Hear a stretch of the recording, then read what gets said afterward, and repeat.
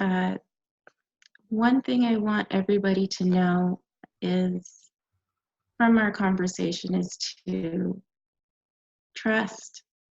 Trust in yourself. Trust in knowing what is right for you. Your mind and your heart will tell you when you're in a right situation or when you're not. And you have to believe that what it is that you want to do is going to be good for you no matter what people say.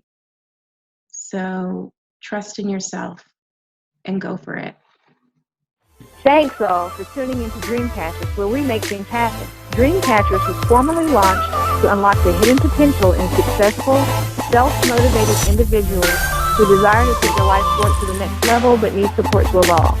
We are a collective group of professionals with various backgrounds that use our talents to assist those individuals in realizing their wildest dreams by providing education, inspiration, and direction. This podcast is where we share the lessons we've learned along the way to catching our dreams and give you some context around the how and the why to each approach to put you further ahead on the journey to catching your dreams. Are you ready? And welcome to the Dreamcatchers Podcast. I'm your host, Jerome, and I've got the great pleasure of having Shari Francis with me today. She's the owner of Dadapt, an interior design firm that is based in New York City. Shari, how are you this morning? I am great. How are you, Jerome? Good. And I'm not sure that I'm saying it right. I know you've got like Caribbean heritage and you were born in Canada, like grew up in Canada. Like, is it Shari?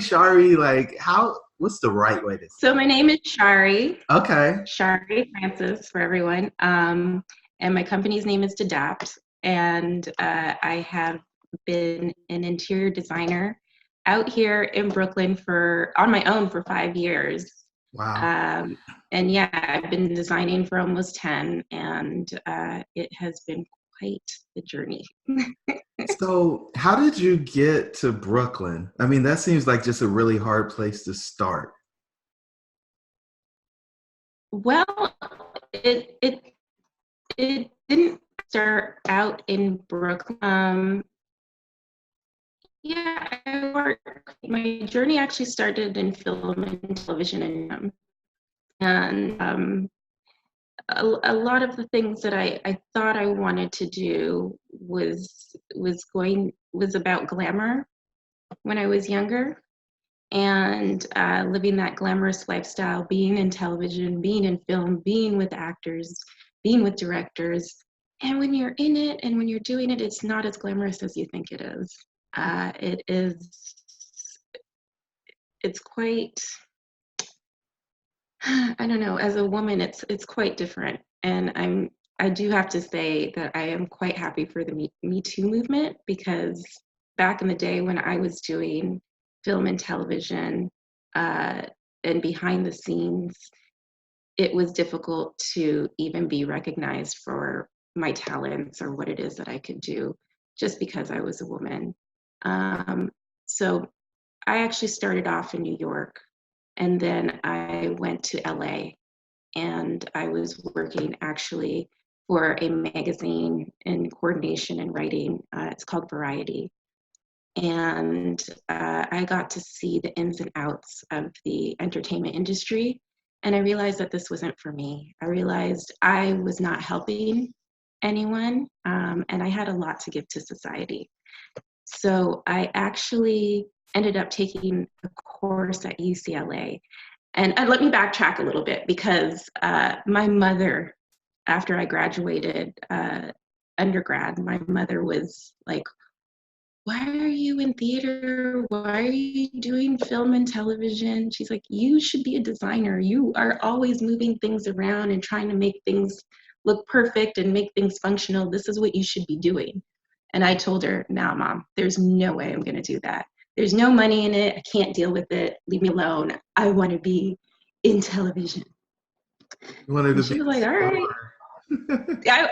I wanted to be a star. I wanted to be a director. I wanted to do everything that was all about film, television, theater. You name it. I was like, I'm going to be there. I'm going to do it. And she was like, "Sure, okay." And she knew me more than I knew myself. And, while I was working at Variety, I needed a better creative outlet than, coordinating and writing. And I thought going to award ceremonies and writing for that, and just dealing or interviewing interviewing studio heads would be fun and exciting. And it just, can I be honest, I was bored. Yeah. I was It wasn't the bored. fairy I tale. went to It was not. It was not. And I decided I needed to make a change. I took several courses at UCLA, and one that really stuck out was the introduction to interior design program that they had. And I took the course and I loved it. I relished in it. And I remember my instructor at that time was uh, was encouraging us to participate in competitions for scholarships. And I said, oh, well, all right, well, I do love this. I can't quite afford to take all of these classes at UCLA, but I do want to continue on and learn more about interior design. And so I actually went for it, and I worked on a project for the competition, presented it. I didn't think anything of it because I had to create I had to create an interior based off a designer who inspired me. And for me at that time, it was Tony Duquette, a super eccentric designer who was pretty much did everything that was like the color of my jacket here. And yeah, he was. I thought, okay, this is a lot, but I'm going to do it anyways. Here we go. And I won the scholarship. And I Wow. was floored, and my confidence was like through the roof. Right. So I said, give me that money. I'm going to take all these classes. I'm going to see what I can do. And it really propelled me to learn a lot more in interior design, and it helped me to really figure out what it is that I wanted to do. It helped me realize that I could help people. I could So help people with. Mhm. were you still working full time at that point, or did you? I was. Okay. I worked, so during the day I was working as a coordinator at Variety. In the evenings I was freelance writing for Variety and going to school and and finishing all my homework. So honestly, I don't know how I did it, but that time in my life, I did not sleep. I would probably go to bed at 3 or 4 in the morning and start my day again at 7 a.m. Uh-huh. And I think it was the excitement and the passion that kept me going. And I, I don't know. I think like I was so excited that I actually was able to accomplish something so amazing, and people were really taking to my style and what I was doing. And I said, okay, I gotta go for this. I gotta see what I can do. I have to see where this can go. And I realized, okay, yeah, I I can actually help people's lives be better, other than, and I don't want to say anything super, super bad about television and film, but where I was not helping anyone. I was helping um, boost egos, is how I felt. Wow. And I needed to help people live better. And that has always been kind of my philosophy. Through television film, it has not always been that way, but that's how it ended. Wow. And I had to I did have to make this change, so I did it. And I took classes. I don't know, what else did I do? I decided if I could get this scholarship and if I could do well, then I was going to change my career. And the only way that I could do this is to go to the best school in the country. Right. So I, while my confidence was super high at that point, I applied to go to Pratt. Whoa. And What's Pratt? Tell me yeah, about Pratt. How did you know that was like the best school in the country? Come on now. I researched it. There was a point where I was like, I have to get out of this industry and I have to get into interior design. I am a creative person and I need to go full force in this. So how it went was I actually applied to Pratt. Sorry, let me go back. How this actually happened was I researched a lot with different schools, and if you don't know my actual history is yeah, I am Canadian, and my parents are Jamaican, and we migrated to the U.S. and I came here for school, undergrad, and I stayed. And the place after undergrad, I went to New York first, and I loved it. But I moved to LA to try something different, and it was not working. And I knew where Pratt was. It was in New York, and for me, New York is home.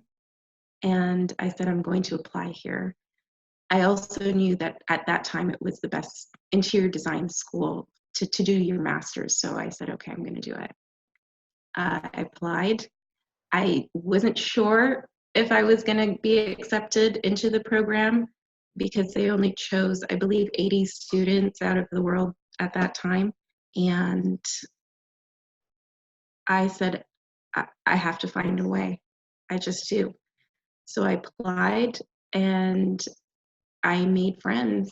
I made myself known at Pratt. I called, I inquired about the applications. I just really wanted to let them know that I was here, I was ready, I was going to work my butt off, and please accept me and you'll see. And it worked. It worked. I had, during the application though, the process, I did have to kick butt, I guess.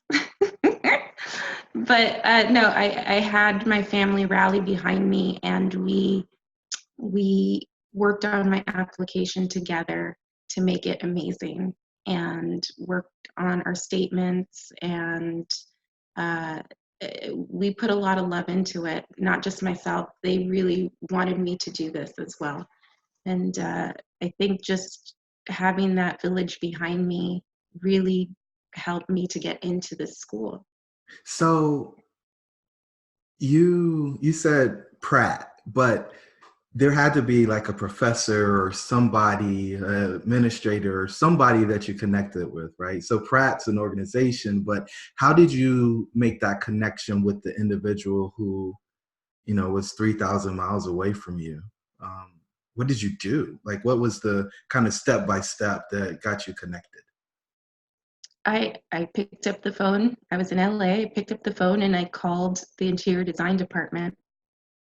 And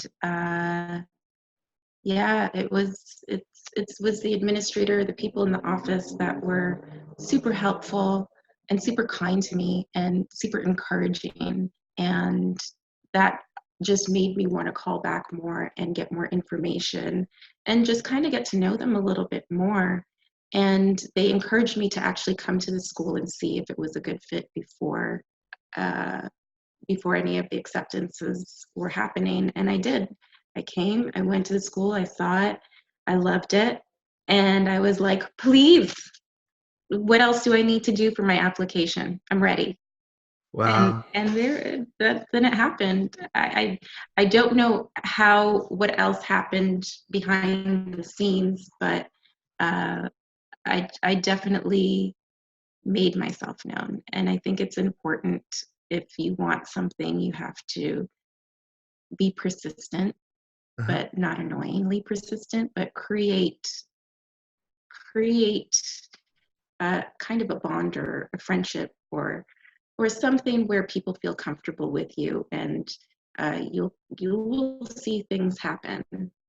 Wow. So you said you got your master's from Pratt, but I don't think your undergrad was in interior design. So how do you get into Pratt without kind of that formal training at the undergraduate level?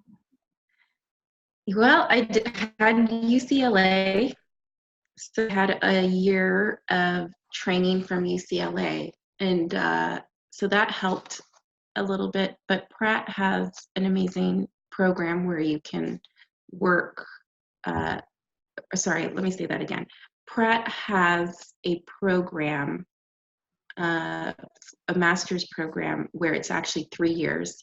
So the first year, if you're not an actual interior designer, but you're an artist of some sort, or you can draw, you have to have some type of skills, and they allow you to spend an entire year qualifying to get into the master's program. So So it's like an a bridge. intensive, it is a bridge. It's super intensive, but they put everything into 1 year, and they say you have to know all of this to qualify for the master's program. So I did it. We learned everything from hand drawings to floor plans, every technical skill that you could possibly learn. And on top of it, we had to learn how to create amazing concepts and learn more about furniture and the architecture and space. And is a it was a challenge and humbling. Um, but I do have to admit, sometimes when you really want something, you have to know that it's not easy once you get into that situation, and you have to work your butt off. And that's what I had to do at Pratt. Nice, Shari. So what'd your mom say, right? You get the letter or you get the call, however they let you know. What did she say when you told her? Because I'm sure she was the first person you called. Well, my parents are Jamaican, Right, so they expect you to do the best. So I right. was like, I got it. She was like, good. And that was it. She was like, good. So when are you moving? Really? Yeah. So So that's her excitement. how I did was you like, okay. separate? How did you Pardon? separate from the magazine then? Oh, I just told them that I got accepted into Pratt, and everybody was really excited about it. They were like, what? Oh my gosh, this is great. And they were very supportive. There was no hard feelings. I think I had the right etiquettes when leaving the job, and, gave everybody enough notice. And I said, this is what I've got to do. I've enjoyed my experience there. I've learned a lot, but this is not it for me. Okay. And so did Pratt award you some financial aid or anything, or you No, out of pocket? it's out of pocket. And it was a hard decision because I actually asked my mom. I was like, I don't know what to do, because they're not awarding a scholarship, and Pratt is expensive. It is very expensive. It's an expensive art school, and I was like, I don't know what to do. And so all of my savings went into that first semester, and loans. Loans. Yeah. So that's how I ended up doing it. I had to take out quite a few loans to sustain myself at Pratt. Okay. And then fast forward through Pratt, because I'm sure there were a bunch of sleepless nights there. You get to the Mhm. other side, you graduate, and then Well, can I back it up and tell you a yeah, little bit about Pratt? you can. You No. can. Well, I just want to say this is like the I still had such amazing confidence. There was that period in life, and I still do have this confidence, but there was that period in life where uh, uh, I went to Pratt and I wanted to help and I wanted to make change. So I did work with outside companies, different organizations that wanted to bring information to students to help students understand that they can network and get jobs. I also realized that Pratt was really more about, I should say it, but Pratt was helping us to be these ridiculous machines. And I really felt like we needed to see what was outside of school. So I created a club for interior designers. And it was just like a safe space for us to kind of talk about interior design, come figure out events and things that we could do for one another so that we would have just kind of a break from the everyday studying. And then also working with companies like IIDA and ASID to have them come in and do mentorships and things like that. So I was really excited to do those things on top of all of the schoolwork. And so that was a really exciting point. But I do have to say that it was also super challenging as a minority and just trying to figure out how to translate in my brain what was needed. Pardon? Oh. So, yeah, so I do have to say, even though that this was my dream, it was still it was a challenge as soon as I got in. And I'm still here and I still love it. And what was your other question? So when you got through Pratt, what happened next? That's where I wanted to go next. But, you know, one thing that you kind of talked about that I think we probably should drill down on is, you know, creating value for others. And you've mentioned already that you wanted to help other people. And so I think you kind of touched on it a little bit, but I really want you, how did you, like, you were saying that you were working for outside companies, but I know you created a student org and we're allowing other students to get engaged. And so talk to me about the creation of that organization, kind of how you developed the partnerships, and then what you saw as the kind of takeaway or end result from that effort. Right. So those partnerships actually happened again through the interior design office, because I continue to have that friendship in the office. So they had said, hey, we don't have a student rep for these organizations, and we think maybe you might be a good person to bring all this information to the students. Do you mind speaking to these organizations and see if it's a good fit for the school? And that's how it happened. And once I spoke to these organizations, so IIDA is the International Interior Design Association, which I thought was really important for me, being somebody from a different country and knowing that this organization was all around the world for interior designers. And then ASID, which is the American Society of Interior Designers, which that one I got into the last point of school, and that organization found me through, I think, the interior design department, and had asked me to bring some information. I do have to say, like, that one was a little bit less, I was a little bit less involved in that one than IIDA. And I wanted to bridge that with something that the students can go to, this club where the students can kind of have an outlet and, like I said, create events, create competitions even for themselves, so that we could just have fun. So and inspire each other, inspire each other. That was the main thing. No, that's a key word, inspiration, especially Yeah. when you're being creative. So you mentioned it was tough being a minority at Pratt. Break that down for me. So there was my year, there was 3 of us. And I felt like, for me, coming from Canada, I never felt any type of racism, or I didn't see it. You know, my life was very secluded. It was school, home, dealing with my parents and my family. So I had a very great family life. And then, you know, I think they had taught me just like the right etiquettes and things like that. Or I don't want to say the right etiquettes, but etiquettes on how to deal with life and how to deal with society and just keep moving on and working hard.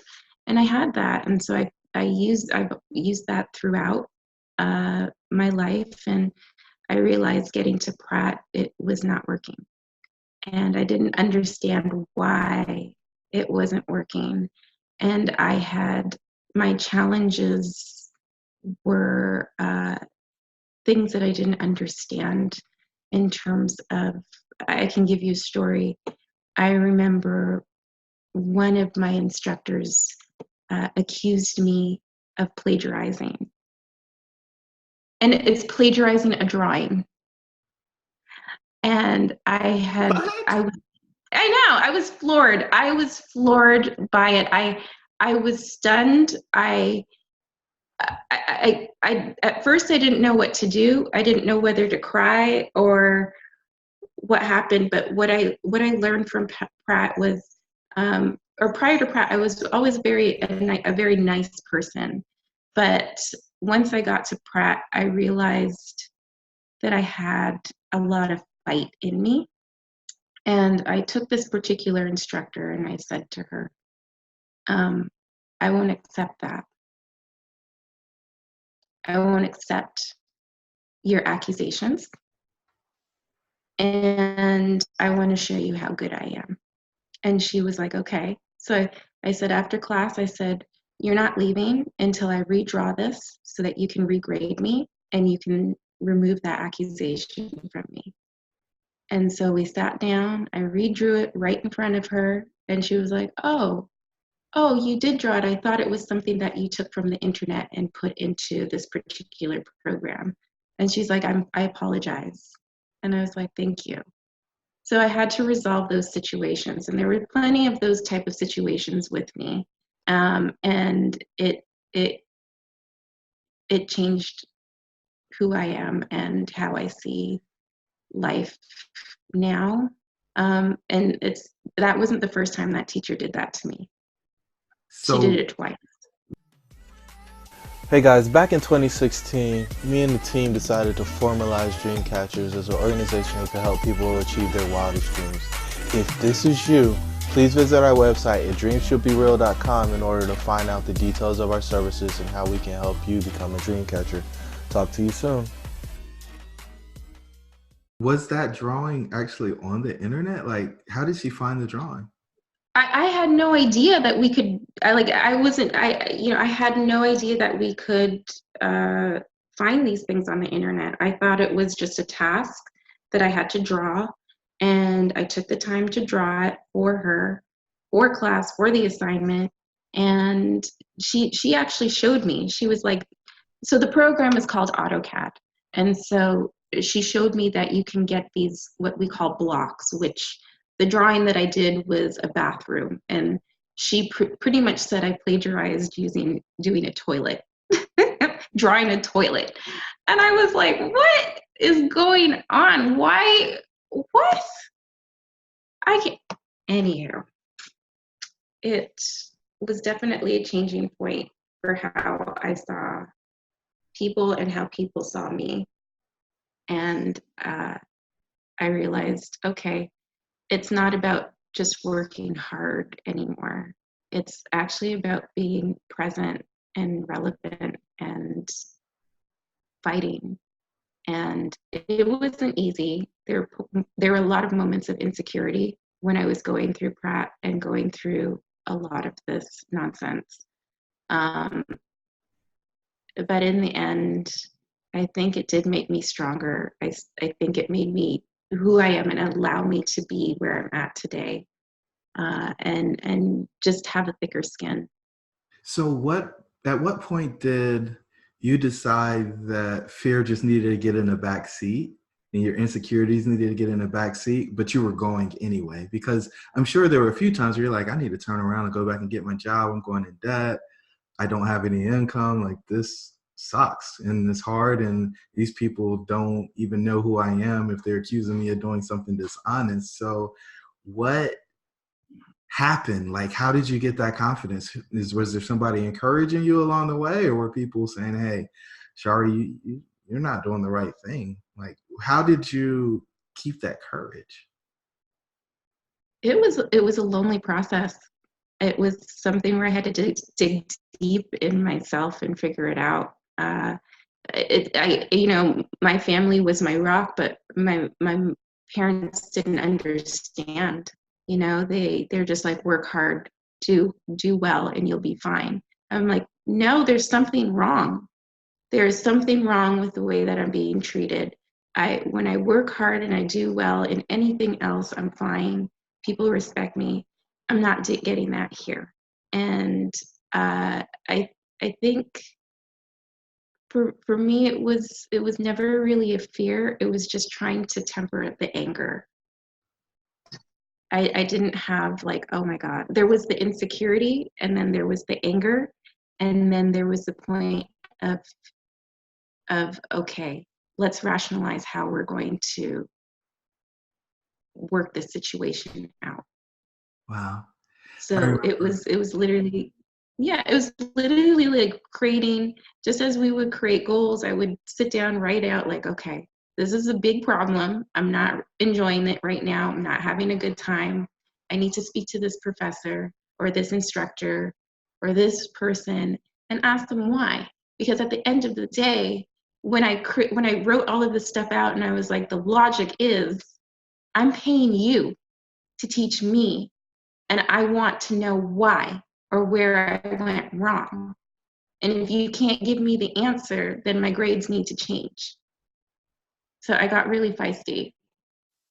Yeah, you have to. I mean, you I got was, to be able to you self-advocate. have to. Yeah, so I was feisty in my own way, or I needed to get the knowledge to help me understand for myself better.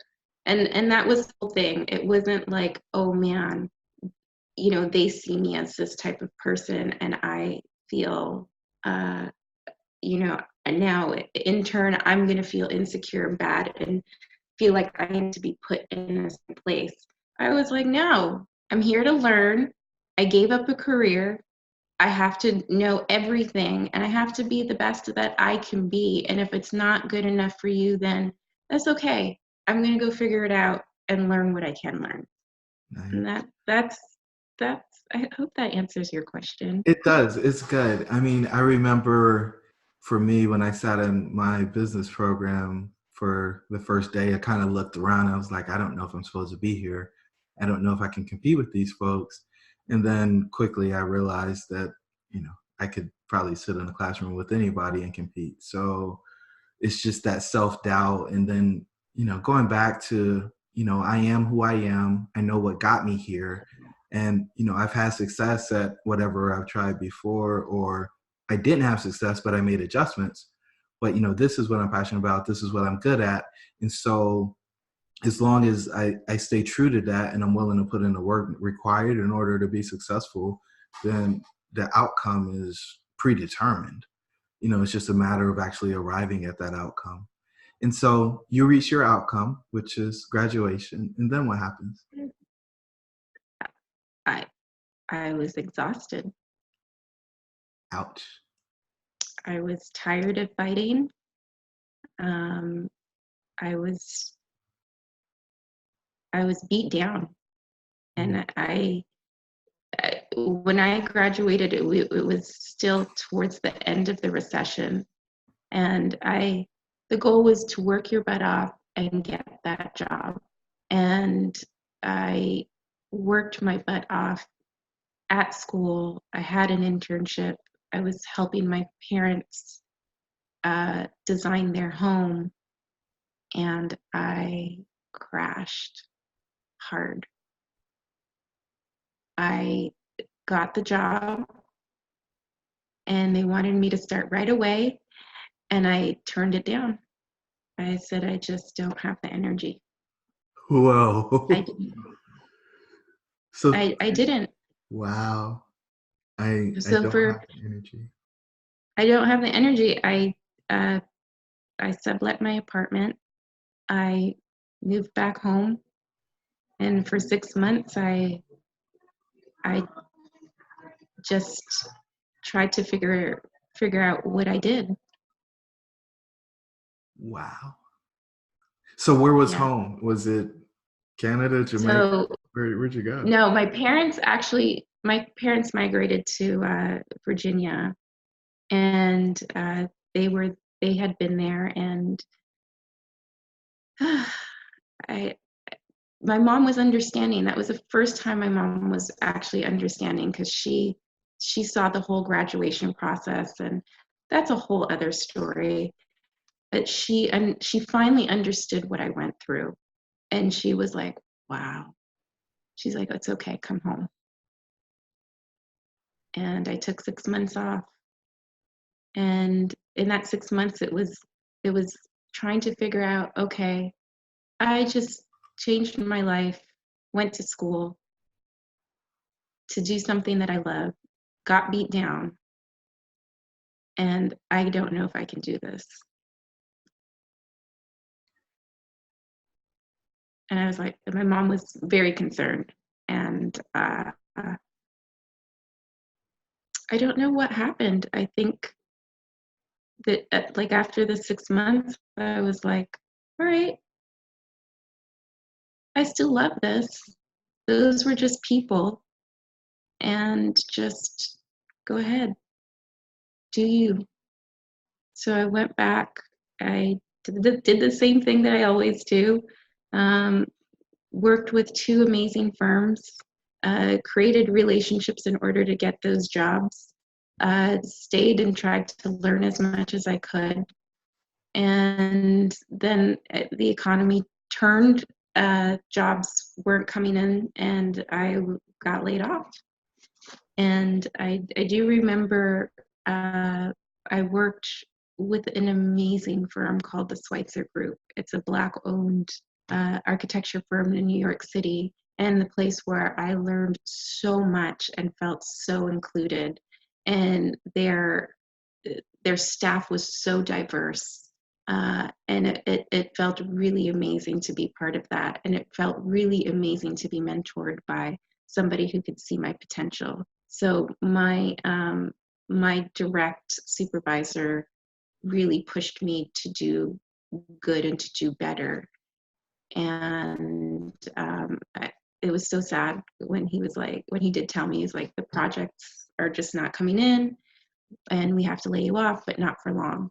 However, I kind of knew it was going to happen, so I into real estate because I wanted to do that part-time. I was like, I want to see more interiors. I want to see what developers are doing and seeing if they're doing anything, like how we can help correct the situation for people living in New York City. Everything is small and nothing is really functional.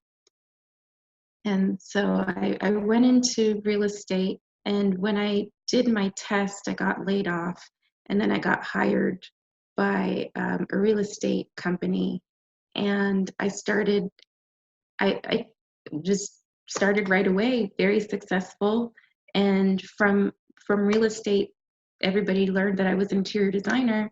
So if I rented a luxury apartment, I designed the apartment. And that's just kind of how Dadapt really started. I was like, oh, wow, this is great. And then I did get called back to say, hey, do you want to come back to the firm? We have more things. And I was like, oh, I'm having a great time doing things on my own now. I'm going to pass. Thank you, though. Wow. So I'm gonna pass. You guys, I'm not here at your beck and call. I figured it out since you turned your back on me, and I'm not going back. Yeah. Well, it wasn't like that. It was a great firm, and interior design and architecture is really hard sometimes when you think you're getting a project and then, the budget falls through or the client finds somebody else. That's a lot of money that's gone. So then you do have to cut people, but then if another project comes on, you definitely want to have the same people on board. So it is a tricky field to be in, Yeah. and I completely understood, and my heart was going to go back, but I that first year out the gate I was very successful, and I was really enjoying life, and I was like, this is what I'm supposed to do.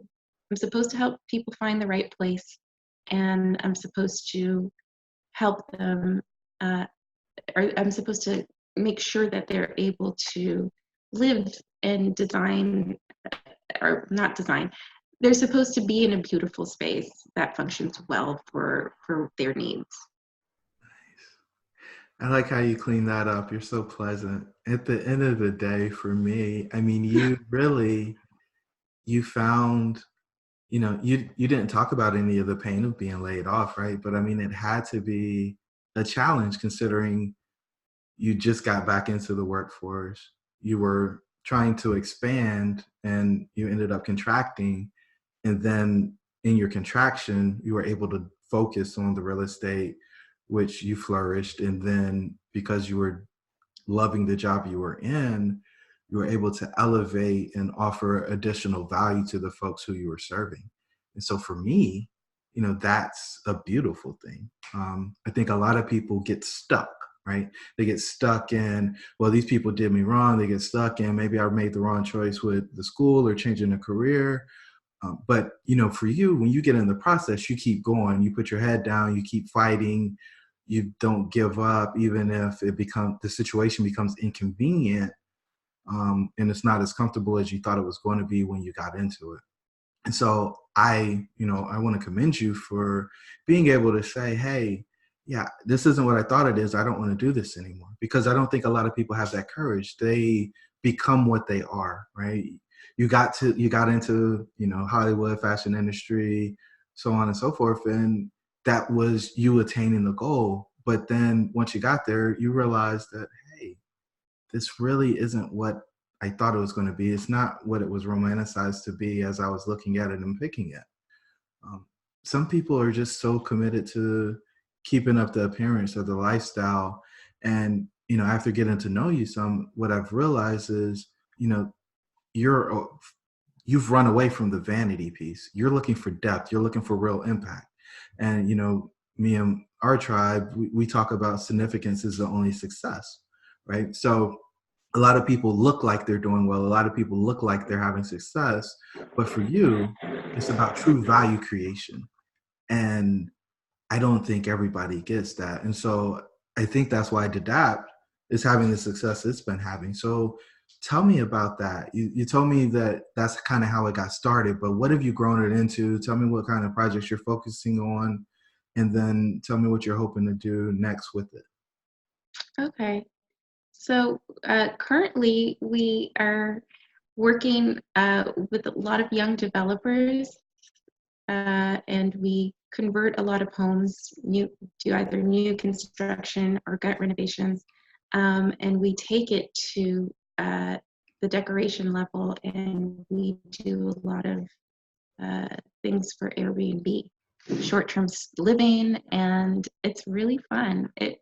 It's really fun to understand what travelers of the world want and how we can create a safe space for them to enjoy New York, Jersey, wherever it is that they want to stay. So I do work in that area mainly these days. I also do commercial, so restaurant concepts, other little food counters, and residential, so private residential homes. And so we have quite an array of different areas of interior design. Great. And you were telling me when we were talking about Technology Row a few weeks ago, about some interior architecture and some partnerships you've been working on. Do you want to delve into that at all, or you just want to keep it on kind of what you've been focusing on? Oh, so partnerships. I'm not sure if I can quite talk about it. Okay, it's yet. fine. Or, I wanted to have the teaser out there because I mean, you've told Oh, okay. Well, I mean, one of the things that I'm working on, and the hope is that we just created a presentation to try and partner with Wayfair and have Wayfair come in and sponsor our project for Airbnb and work with them on the design level and the marketing level. And we will see how that goes. We just submitted. We got some good feedback from some of the people there. So I guess it's just dependent on all of the other little logistics on their end. Yeah. So it's interesting that you speak with, I don't know how to characterize it, but you don't have certainty with this, right? It's kind of, we'll see what happens. But when I've looked at the things that you've been able to accomplish, you attack them with intensity and certainty and I guess a true belief that it's going to happen. So how do you balance the two? I don't know. I think I just go with my gut. I'm a creative person, so a lot of things for me is just about how I feel and Well, where. following the intuition is important, right? I think a lot of people Yeah, follow their intuition, so that makes a lot of sense. that and positivity. No, but I think in terms of how do I structure something that we're going after and then something that's safe? Is that kind of where we're going with this question? Mm-hmm. I don't know if you really can for interior design. You have to go out and try and get as many clients to know you as possible, and you hope that one of them will love your style and love who you are and take you on as a designer. And when you have that, then you have the opportunity to do things like create the presentation for Wayfair, and you're able to fund the staff and do that as well as trying to get something bigger and better. Yeah, So I'm learning. I'm still learning yeah, through the process. And I think what leads me in my business is the creative. And I am still learning more on the business side. And I am learning and get a lot of people on the financial and who have better business sense than I do. And it's working. it's, yeah. That just contract, when you were working on that contract for, I can't remember exactly what you were, it was like a kitchen. American Dream Mall. Yeah, like that Yeah. was pretty cool to, get engaged on that and have a conversation with you and coach you through that a little bit. So I appreciate it. Yeah, I That went well. appreciate it. It did. It's actually going to be built out pretty soon.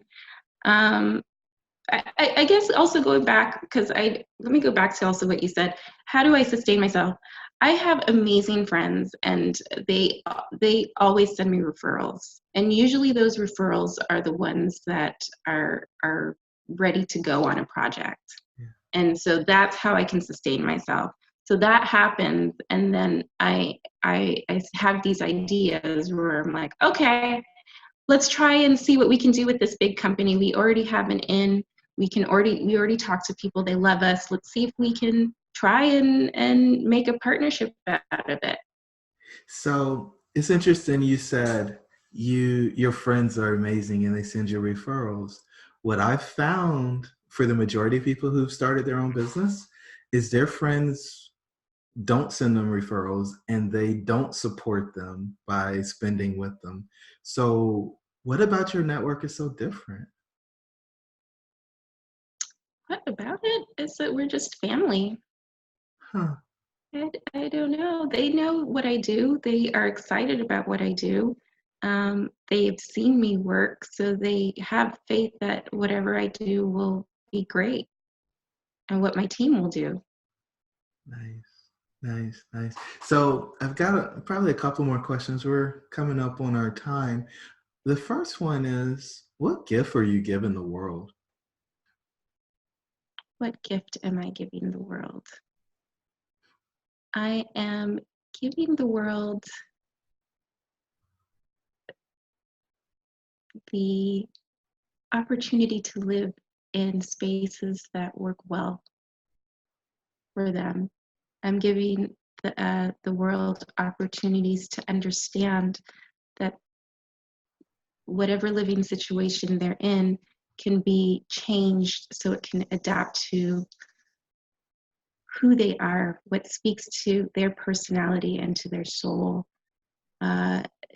Your space can reflect you, and that's where I come in and I help you get to that point. Nice. And love it.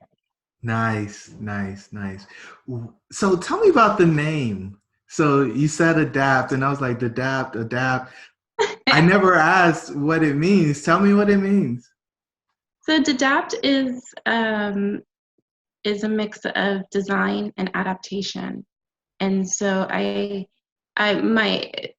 background is design-wise is pretty Eurocentric and Scandinavian, and some of my education has been in Denmark, which is a design that has influenced a lot of the work that I do, and then also coming from a Jamaican background, a Canadian background, there's a whole bunch of mixes of things going on in my brain and how I design. I decided to say, like, you know what, we're just gonna mash these words up together and call it Dadapt, and then we're gonna make it just make a word up. And so when you actually break it down, you take the D from design and adapt, and there you go, Dadapt. I like it. What are you most grateful for, Shari? My experiences. I'm most grateful for that, a loving family, and my curiosity. I think that's gotten me to where I am, and I always feel like I have to hone that and bring things back to family, experience, and curiosity in order to keep me going. I love it. And so my final question is, we've talked for about an hour. If folks don't take anything else away from this conversation, what is the one thing you want them to know from our conversation? One thing I want everybody to know is, from our conversation, is to trust in yourself, trust in knowing what is right for you. Your mind and your heart will tell you when you're in a right situation or when you're not. And you have to believe that what it is that you want to do is going to be good for you no matter what people say. So trust in yourself and go for it. Amazing. Shari, thanks for being our guest. Hey guys, if you made it to this point of the conversation, you've loved it. And so do me a favor, hit that subscribe button on your podcasting platform or YouTube, and we'll catch up with you on the next episode of the Dreamcatchers Podcast. Talk to you soon. If you want to learn more about Dreamcatchers, please visit the website at dreamshouldereal.com. If you can think of someone who would benefit from these types of opportunities and are willing to share what we're doing with them, we would greatly appreciate it.